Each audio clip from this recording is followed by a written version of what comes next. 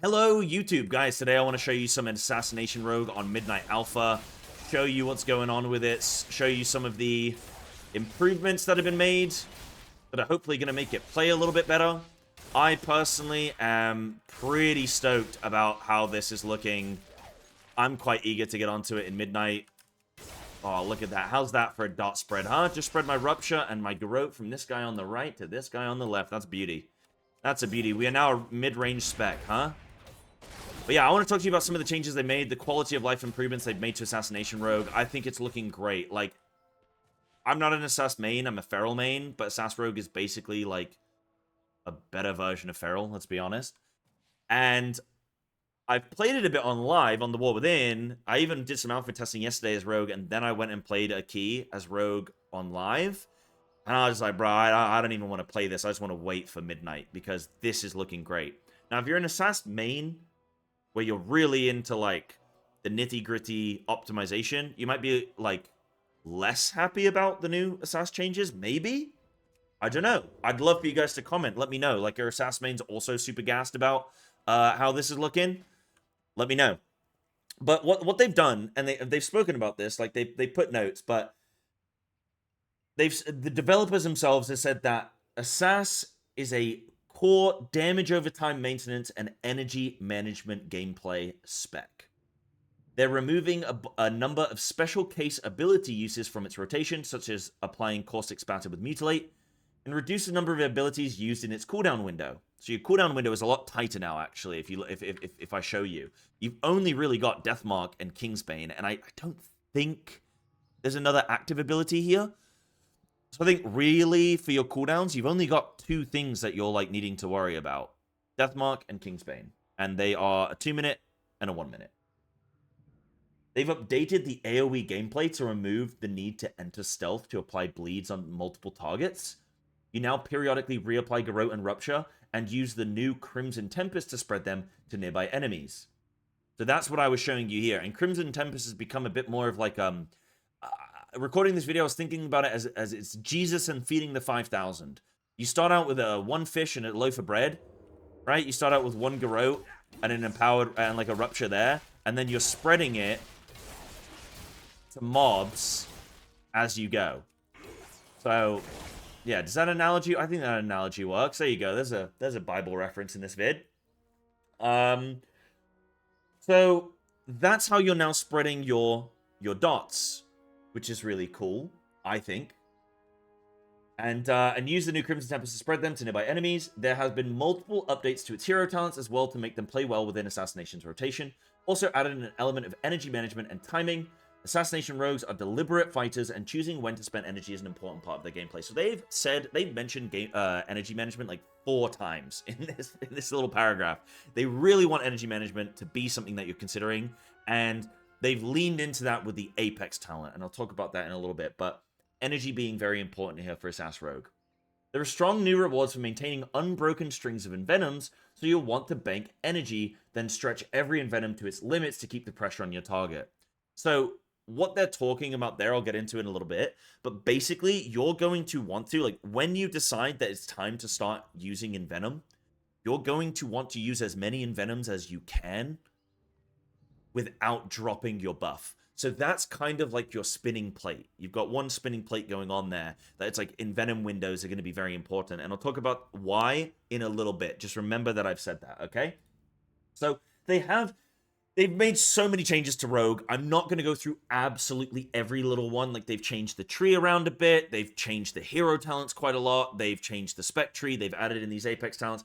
I'm going to go through a lot of the heavy hitters, a lot of sort of the rotational things that are going to matter. Like, different application of your bleeds now with the new Crimson Tempest. The changes they made to, like, Caustic Spatter, Envenom, Kingsbane, that kind of stuff. Deathstalker. Those are the big heavy hitters that I'm going to go through.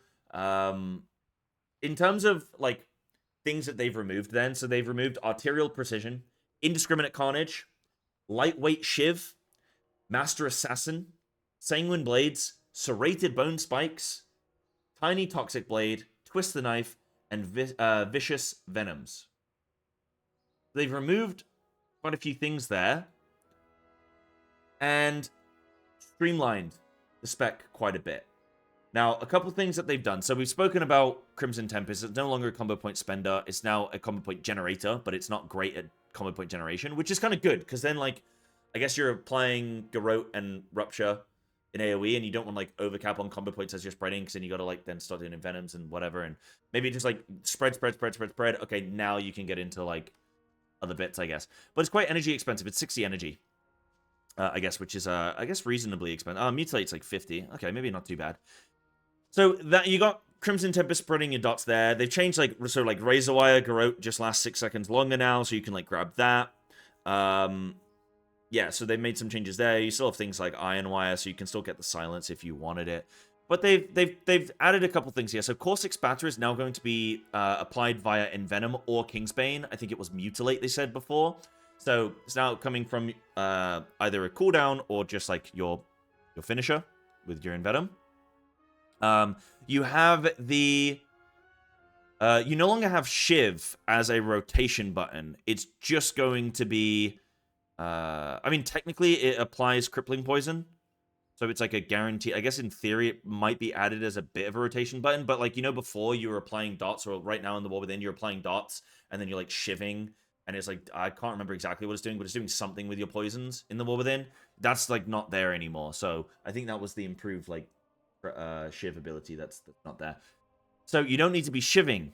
Now, they've also made some updates to just, like, poisons in general. So when you are applying poison, so you can see right here, I'm applying Rupture and Garrote, and you can see on the nameplates of the mob, I've actually got a bunch of poisons, but it's not showing by default on the nameplate. Now, I believe you're going to be able to add, they've said in their wording that you're going to be able to add poisons if you want to track them, but it's not going to be there by default. And I think the fact that they've removed it by default is probably very good. And then you can opt into if you want to track them or not. Because you get to a point, I mean, when I play Assass in the War Within, I mean, look how many poisons and stuff I've got applied there. I've got, like, Mutilated Flesh Running, I've got Caustic Spatter, I've got Amplifying Poison, I've got Mark, I've got Numbing, I've got Crippling, I've got Deadly, then I've got my actual, like, dots. Then when you're trying to fight, like, 10 mobs, and there's just, like, you can't even see where your dots are at. So that's a nice visual improvement, like, quality of life improvement there. But obviously, it's then opt-in. So if you want to track poisons, then you can. So that's quite nice to have there. Then what else have they got? So Caustic Spatter's been changed. They've also added... Oh, they've added in this new talent, Secondary Poisoning. When you apply a weapon poison with a single target attack, you have a 50% chance to strike a nearby enemy for some damage and apply the same weapon poison to them. So there's potentially some help in applying more poisons there, stuff like that. So they've made a few talent changes. Again, a lot of, like, passive stuff. I'm not going to go through too much of that. I want to look more at, like, rotational stuff, I suppose. But Deathstalker's Mark, they've changed this now, so it's now going to be applied via Garrote, not Ambush. So you don't need to worry about re-stealthing as much. I think there might still be some slight optimization and, like, damage optimization from getting a re-stealth, but I don't think it's going to be one of those things.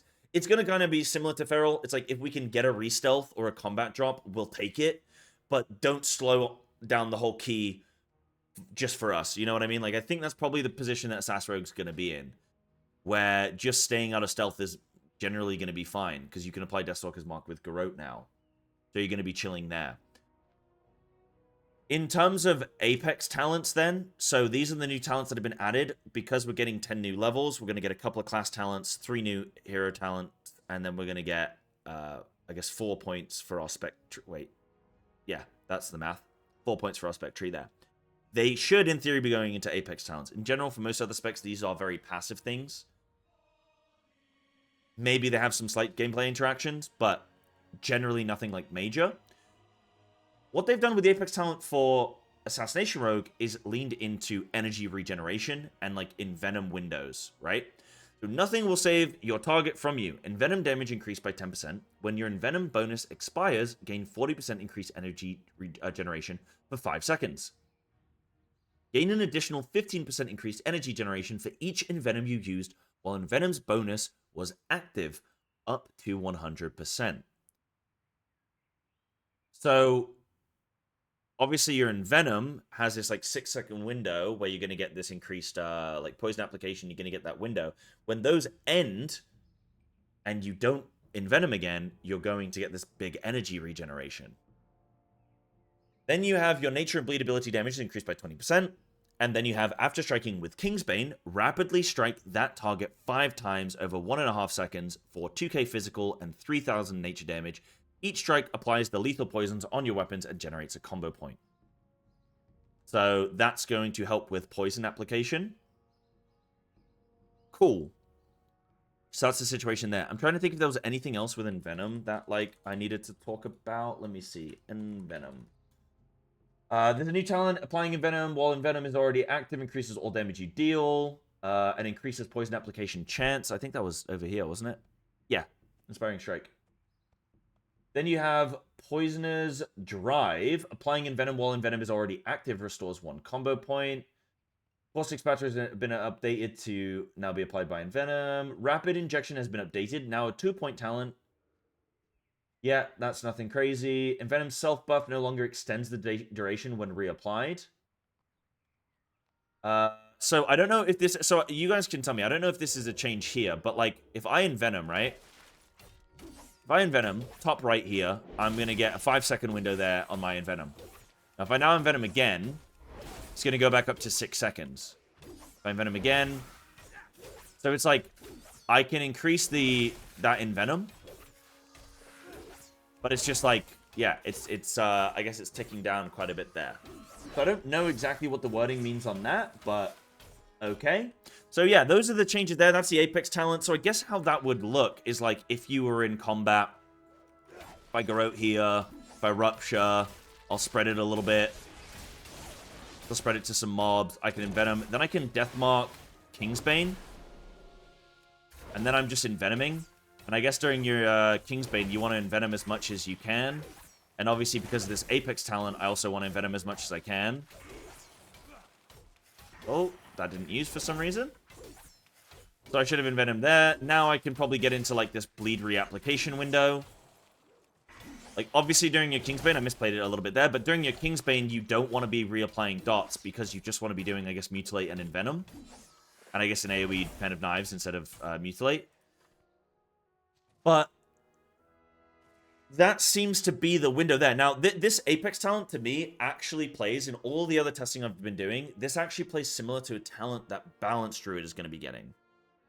Where Blizzard are encouraging you to have these windows of time where you're spending a bunch of resources to then recoup resources later on, and have like a delayed resource recoup.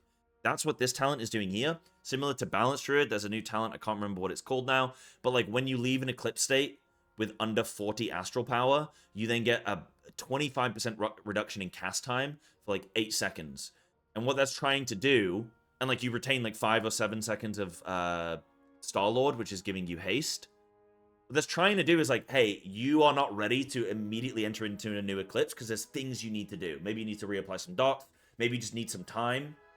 So you can actually sync up cooldowns and stuff. So actually delay that next Eclipse, and we're going to reward you for it by giving you better resource regeneration for this time period and like quicker cast speed and stuff. Cool.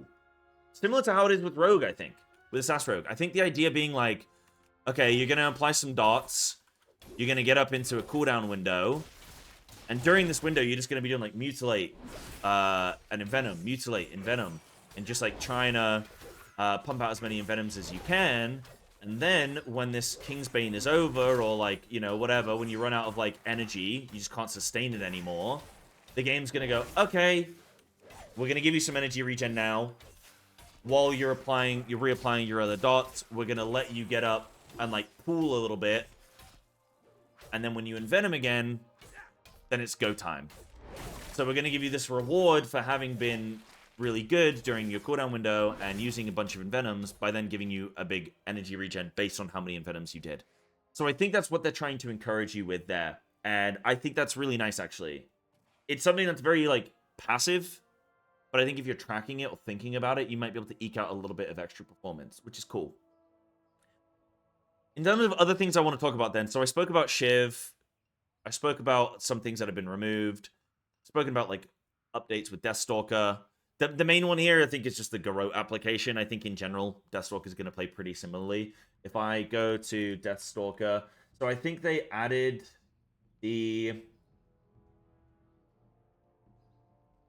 So they've added in some new talents. They've moved some things around. I believe they added the... So they've added some changes. So Deathstalker's Mark is now removed with no effect if the target stops being attackable, such as if it's mind-controlled.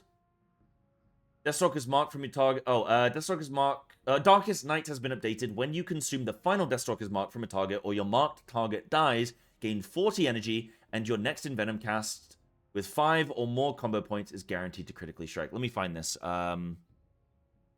Yeah, there we go. Darkest Night there.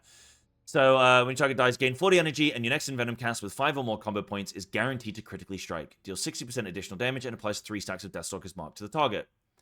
Rogue does not apply Deathstalker's Mark while you have Darkest Night. So that's, I guess, the gameplay loop of just apply your Deathstalker's Mark, consume your Deathstalker's Mark, get a big payoff in Venom, and then get back into a Deathstalker's Mark loop again. They've said the goals for these changes to Deathstalker's Mark are to make it more forgiving to apply and to clarify the cycle of Deathstalker's Mark and Darkest Night.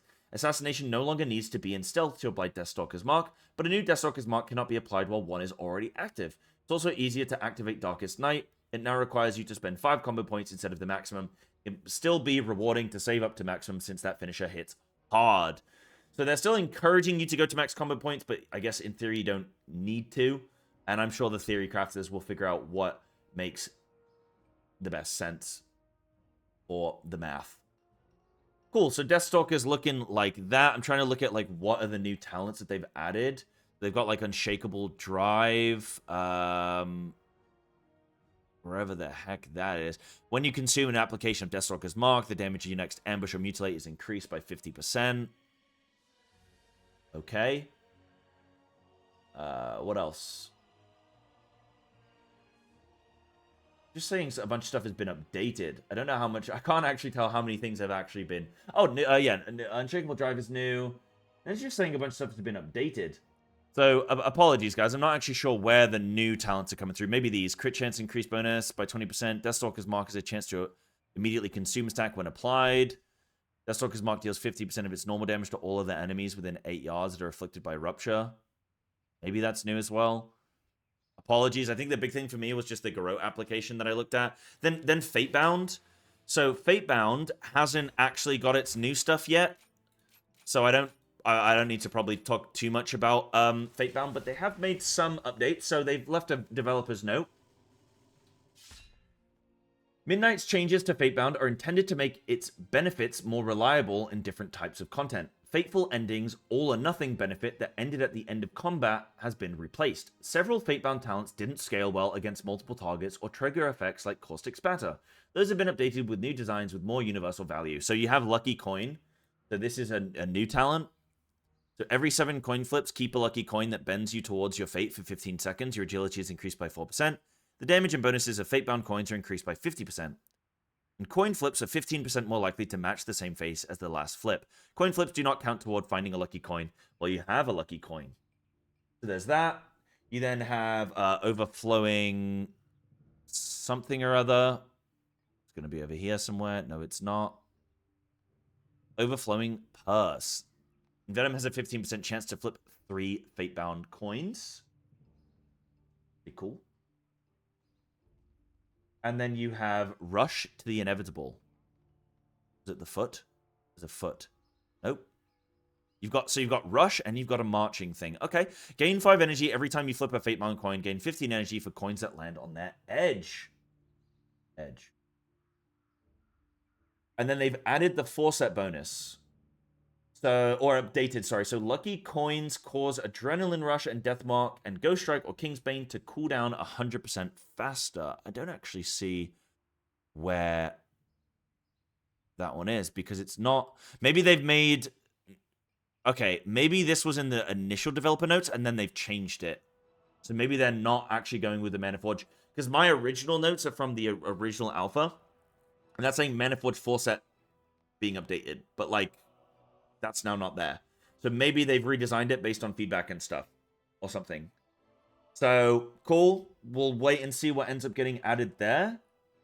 And then... Fantastic. They've removed a couple things. They removed double jeopardy, fateful ending, and inevitable end. But then maybe some of that stuff comes back or whatever, or gets adjusted. So we'll wait and see with Fatebound there. But the big thing there, I guess, being Deathstalker and whatnot. Am I flipping coins? Let's flip some coins, baby. But I'm really happy. Let me know what you guys think. Like, are you guys really excited for how this is looking?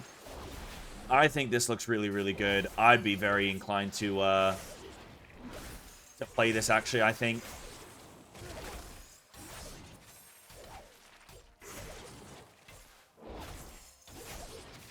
I think it looks like it's going to be good fun.